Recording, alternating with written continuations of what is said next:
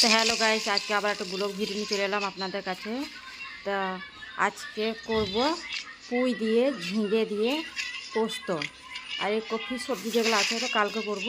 তা আজকে করব ঝিঙে পোস্ত, পুঁই ঝিঙে।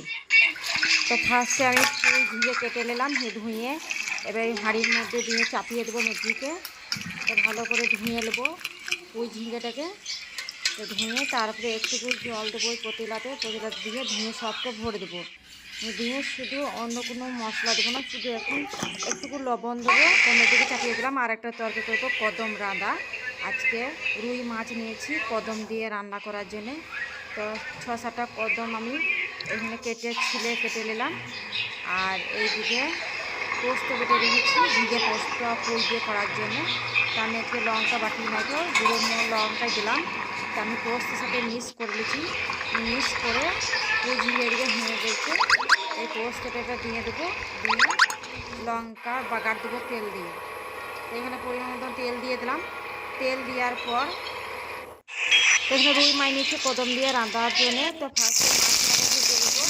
মাছটা ভাজার পর 6 পিস মাছ ছিল, 6 পিস মাছ কদম দিয়ে রান্না করবো। আর এই যে পেঁচিগুলো আছে, তো এই পেঁচিগুলো পকোড়া করবো। তো ফার্স্টে পকোড়া করার জন্য একটা কাগজি নিয়েছি, একটু কাগজি রস দেবো পকোড়া করার জন্য। আর এখানে তো নুন হলদি মাখায় আছে। আর এখানে দেবো শুধু কাগজি রস দিলাম একটু, তারপরে দিয়ে দেবো তার জন্য। আর এখানে দিয়েছি হাফ চামচ দিলাম। আর পরিমাণ লঙ্কার গুঁড়ো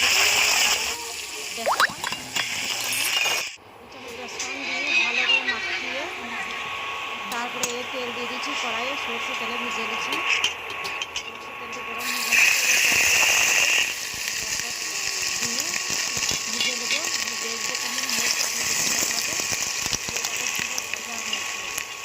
আমি একটা টিভি দেখেছিলাম এরকমভাবেই পকোড়া করে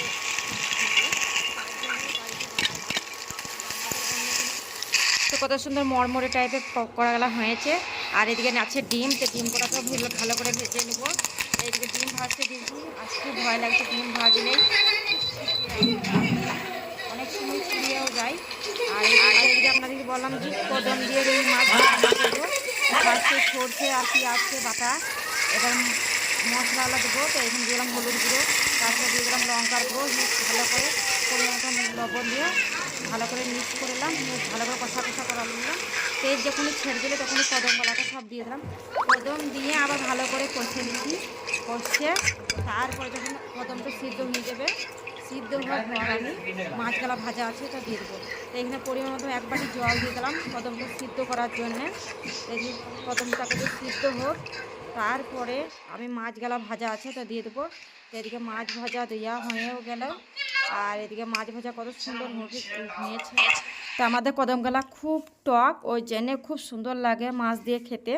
তো এদিকে খুব সুন্দর হয়েছে মাছ দিয়ে কদম রান্না। আর এদিকে আমরা সব খেতে বসে গেছি। তো ভিডিওটি যদি ভালো লাগে লাইক শেয়ার কমেন্ট করবেন আর ভিডিওটার পাশে থাকবেন।